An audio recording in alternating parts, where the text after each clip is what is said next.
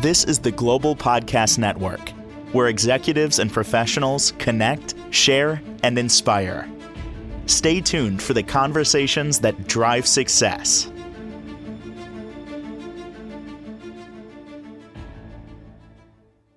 Now, all I have to do is say this word, and whether this is a part of your life or not, right away, we're on edge. Narcissist. Say the word, narcissist. You know, what? Wait a minute. Is somebody, we know it's not a good thing. We're going to talk about that today. It's gotten a lot of attention in the last couple of years, and even so trending on TikTok lately, you know, a lot of tips for spotting one and such. Let's dig into that with somebody that offers many different types of therapy, from CBT, DBT, and so much more. Also, someone who is behind a wonderful nonprofit for horses and healing and such. And she is Jen Wolf. She's back with us. How are you doing today? I'm all right. How are you? Really well. Good. As I track my life going back, I try to identify those who may have been narcissists. And I wonder, I don't know if others do that. I don't have immediate people popping up, but suspicions. Well, I guess let's go back to basics. How do we define what a narcissist is? So there's the technical function of it where you look into there's 9 qualities and you must get 5. If you hit 5, then you can be diagnosed narcissist. But we don't do that in our everyday. So what we look for, without being clinical, we look for people who are very selfish, self-centered, which we see a lot. So that doesn't make you a narcissist. We look for people who, everybody in their past, when you're just in conversation with them, is to blame, is at fault. Lots of negativity around, my ex was crazy, my ex did this, we broke up because of her doing this, what have you. Even blaming parents, we blame bosses, we blame the landlord for why we get kicked out of an apartment, everything. Everything is someone else's fault. We look for having a little bit more ideas of a grandiose idea of who we are, bigger than what we really are. So our reach is smaller, but we think it's huge. We have great big plans for our future, things that are likely to not really come to fruition. And they're cold, run hot and cold. They act like you're everything one minute and the next minute you're just disposable. So there's red flags that we look for and we want to run. The saying is the best way to deal with a narcissist is not to. So there's that. And we see it in aspects of so many different places, and we have all come in contact with narcissists in our lives, whether long or short term. Oh, so many questions here. So you say the best way to deal with a narcissist is not to deal with a narcissist. Mm-hmm. Yes. But when you need to, just because of the dynamics of a relationship, household, and such, I've often heard that just present facts. Present facts. The facts are the facts. There's no, Mm-hmm. is that even reasonable? So you can present a narcissist with facts. The problem with a narcissist is they do not recognize facts. So it could be in black and white writing. You could say, here's what happened, present it to them, and they will skew the narrative, skew the reality. Truth means nothing to them. The only thing that matters to them is what's in their mind, how they need it to play out. So if you do have to deal with a narcissist, maybe it's your boss, maybe it's a parent, maybe it's an ex and you have kids together. That's the one people get tangled in the most. The best way to deal with them is short, sweet, and to the point. So if they're trying to sort of goat you into a fight, you cannot go down that path. You treat them like children. You simply repeat, nope, I'm going to pick up Joe at 3 o'clock after school. They want to have a confrontation. I'll be picking up Joe at 3 o'clock after school. You don't get into anything else, just the matter at hand. If out of nowhere you get this idea of, hey, I want to talk about this, argue about this, Do not respond. The only way to really get past narcissistic trauma and abuse is no contact. So where you can, you've got Mm. to go silent.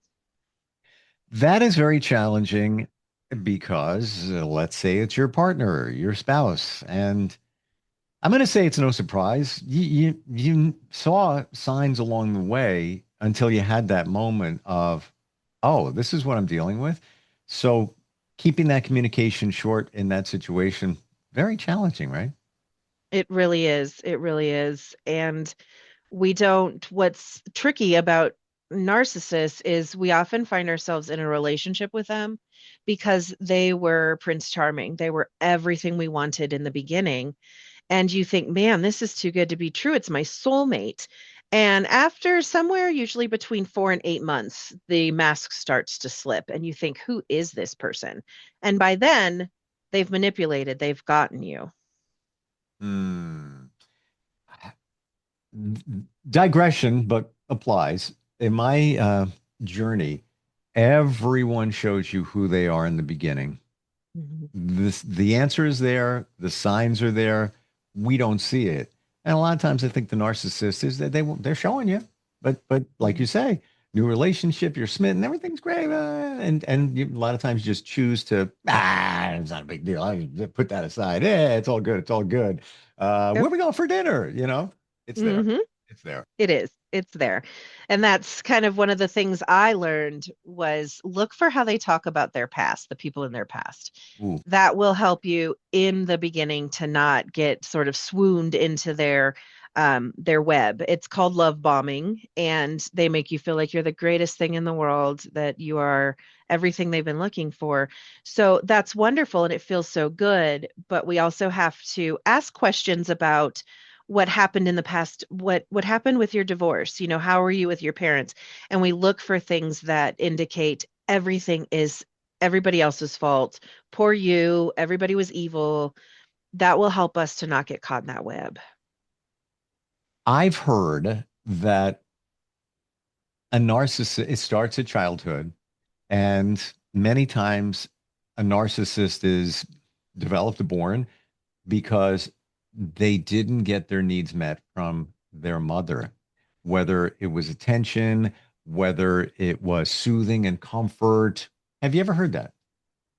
Yes. So it does start in childhood. They start to accidentally build us. They're not doing it on purpose. They start to accidentally build us. We don't diagnose personality disorders until someone's an adult, but you can see it in children um, early on. And it comes from a very unstable environment. A child will feel smothered and at one point and left to their own devices at another point. They will feel that the love they receive from their parents is conditional. So if I do this, they will love me. If I do this, they won't. I need to do this so I get attention because they're not paying attention. Sometimes that's negative attention. So you'll see they bend the rules, don't adhere to rules. Rules don't apply to them. So you'll see things as a kid where you can kind of go, uh-oh. And it usually is a very unstable environment. It feels very conditional. How is it actually diagnosed? You said it's five out of, was it seven or more than 9. 9? 9. What are some of those things? Because I find it fascinating how this and how does that happen? They go to a therapist, the therapist asks questions, and then identifies based on the answers that they could be a narcissist. Yeah, it goes through a screener process. Usually, you can tell that you're talking to a narcissist, especially if you've been clinically trained to identify and work with them. You can usually tell without the screener. Now, if the rare occasion occurs that a narcissist asks for help or a diagnosis, you would take them through a series of questions and screeners. The problem is a narcissist will rarely ever seek help because it's nothing wrong with them. It has something to do with you. So the odds of them going to therapy are slim to none. And if they do, it's usually a couple of times before they drop out because they start to realize the therapist is calling them out and they don't want that. So it looks like grandiose ideas of self, self centeredness, um, a sort of conditional love bombing. You're great, and then they can turn cold on you. It's just it's very obvious if you know what to look for. It's glaringly obvious that you're dealing with one. A lot of Well, victim stance. does a narcissist ever know that they're a narcissist?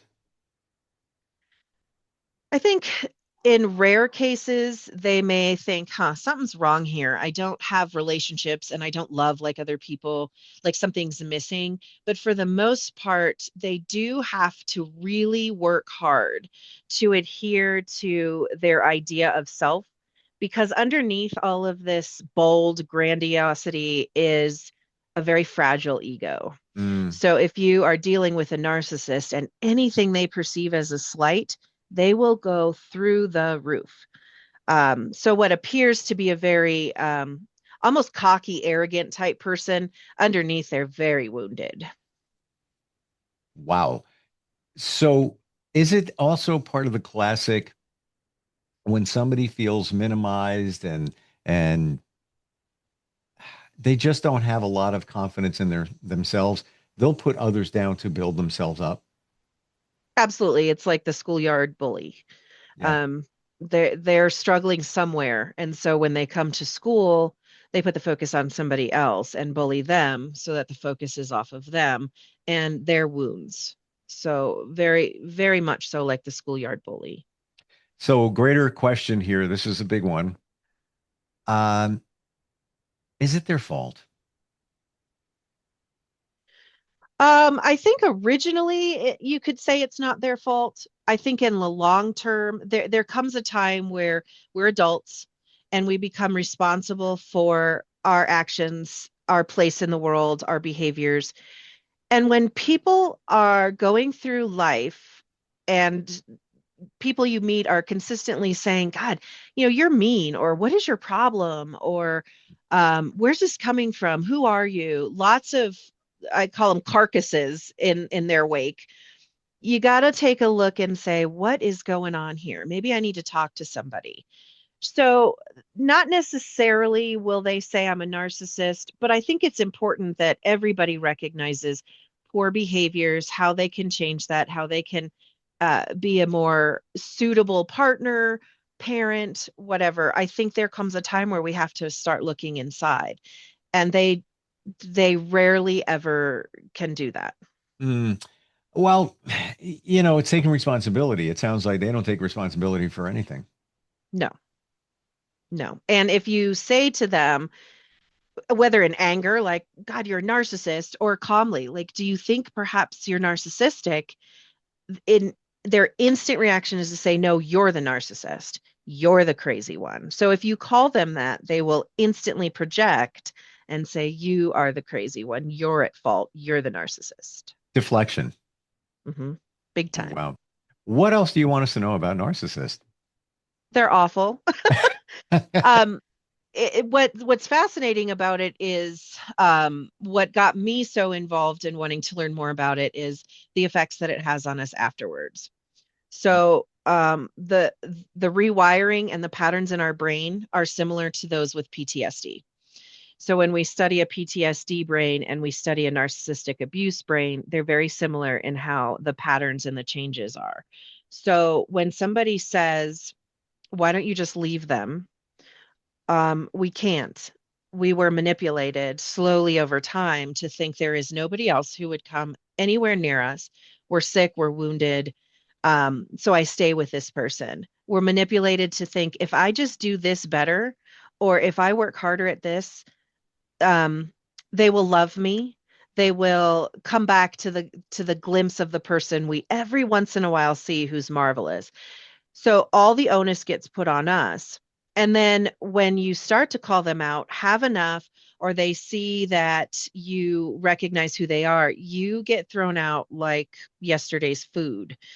And you're left there wondering, how could somebody love me and just get rid of me so quickly? And so the wound is so severe that it's very similar to PTSD. That's why people don't leave.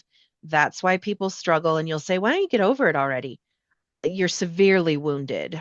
Sometimes people are left suicidal. It's so bad.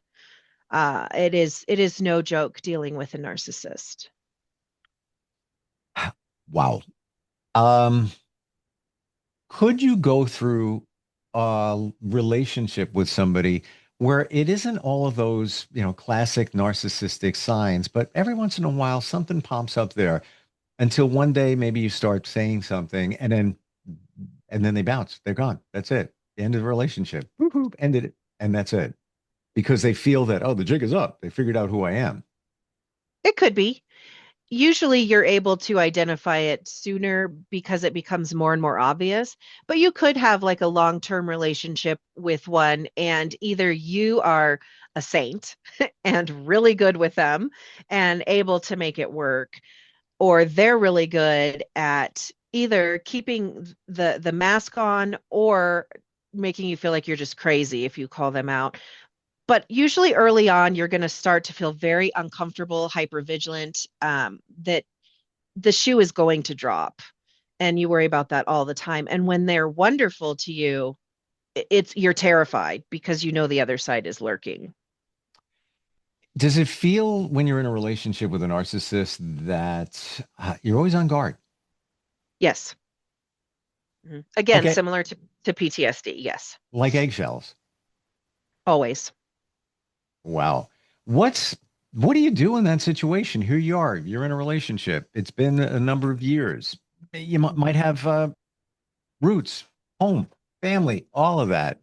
No, things along the way haven't been, fantastic, but you pilot through it until you start realizing maybe it's getting a little worse and a little worse at the hands of that narcissist.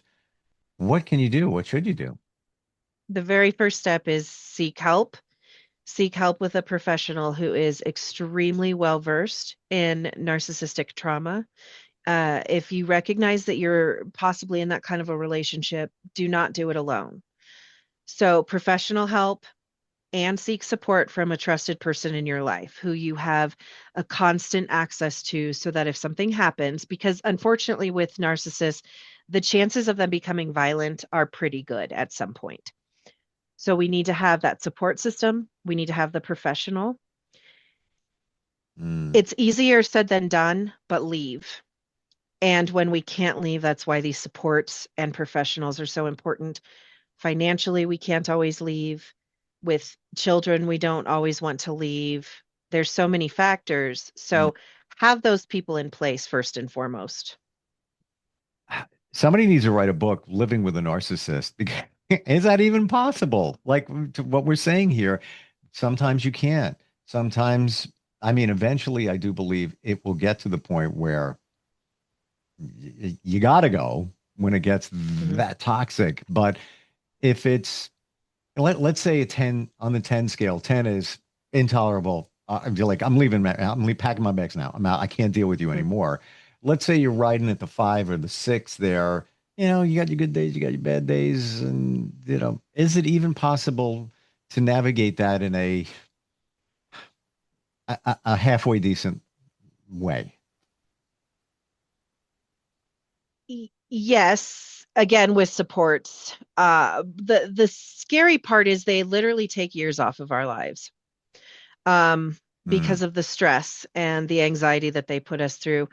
You can survive it, but that's literally all you'd be doing is surviving. You're not living, you're not happy. okay. Everything is depleted out of you, and you recognize it. There's your answer right there. You're living, you're getting by, but that's not what life is supposed to be about. Hmm. Mhm. Wow. Um, is there any way to get the narcissist in your life support? Like, it seems like that is a big challenge to say, we got to go to therapy, the stuff going on here, whether you call them out on it, I think you're a narcissist. I don't even know if that's a good idea. Is there a way No. to lead the horse to the water to get them therapy? Yes, it's kind of a manipulative way, but you could say, I noticed that I'm struggling with our relationship lately, and I was thinking about, us going into couples counseling. They may go because then they think oh, you're struggling. So if we go to therapy, it's going to be all about you, and I'm going to be able to expose you for the whack job that you are. And the therapist is going to think that I'm oh so poor because I have to tolerate you. So you can try it, and they'll often do it, but they won't stay because at some point, the therapist is going to turn the narrative and say, here's what's going on with you as well as your partner. Here's what I see in you. And then they're out. They don't like it. So it's hard to get them in. Very few will do it if there is something major riding on it. Sometimes, like, you'll lose your kids if you don't knock it off. Mm. Sometimes they will go through the motions, but it is a personality disorder. So it's really tough to overcome those. Final question. This is heavy stuff, but so important to talk about. Would the narcissist hear your request or pleas to go to therapy and think, and there's many different degrees and levels of this, but think to themselves, you know, I don't want to lose my partner. Maybe they're not aware that they're a narcissist, but would they even have that realization, or are they going to be on guard that they've been revealed potentially, and now they're going to run from it? They'll be wounded because it's perhaps they've been the truth is coming out. If they have narcissistic traits, then yes, you may be able to save your relationship. If they're a full-blown narcissist, and there's different types of narcissists, and different levels and stuff, chances are no, you're not going to fix it. Wow. Pretty heavy for many, Yeah, where sad. it's, dare I say, terminal, situation. Yeah, no kidding. Yeah. Have you, personal question here, uh, Mhm. have you experienced a narcissist close in your life? Yes. So after my husband, my picker was off, and two back-to-back really difficult ones, which is what led me into my specialization in narcissistic abuse. I had to learn about it because twice in a row, something's going on here. I need to figure out what it is. So yeah, twice, right in a row. Final question, because this is what many of us deal with. Why did that come up for you? Why did you make that choice? If you knew, you wouldn't have done it, but it goes back to things in our lives, hmm childhood, So maybe. I think it- perhaps. So I was raised very empathetic and compassionate to people, and narcissists often look like the little victim who needs help, and I love to fix and save. Hence 30 horses that but I think by and large, what happened was losing my husband was so hard that I started looking for what can I save and fix to fill that hole in me that I couldn't save in my husband. And it took me a lot of work to figure that one out. Thank you for sharing that. And my intuition says that that was an answer for many of us, Mm, where especially those of us who are empathetic and just want to help. And then you mhm. have, this wounded little bird that comes to you, and you look like, not that you want to change them, but you want to help them in any way, whether it's giving them love or just, a hug or whatever it might be. Meanwhile, on the when flip them around, you have the narcissist Yep, there. yep, Wow. yep. Hmm. They will hate you for the things they loved about you when they met you. Thank you for sharing. Unbelievable. Like, this conversation, pretty heavy, but conversation needed to be had. Um, Jen, how do we connect with you? What's the best way? So I have all the social medias. If you go to destinationsequinetherapy.com, you can find all of my contact information, schedule appointments, my social media handles, everything will be on there. So you can call, text, email, whatever works. All I'm going to say is this very much resonates for me in the business area, where I was working with somebody on a partnership, and it has recently been revealed, in my estimation, a lot of what you just said. Yeah. And that's why I'm ending it. and Good on you. It's and tough, and but what's good job. what's interesting, Jen, is as I'm very professional, very tactful and empathetic. As I'm wrapping it up, I'm seeing signs now coming out even more of evidence of what you just said. because they're, scrambling and all of that. So for Mhm. all of us, thank you for today. Really appreciate it. Thank you. I appreciate you. And I just want to share with everybody too, the empathetic side of you is your mission to help many, including uh, our veterans and also animals, specifically horses, as you mentioned. Go to the website. It's all there. A lot of good stuff. And I appreciate you. Looking forward next time we get together. This is the Global Podcast Network, where executives and professionals connect, share, and inspire. Stay tuned for the conversations that drive success.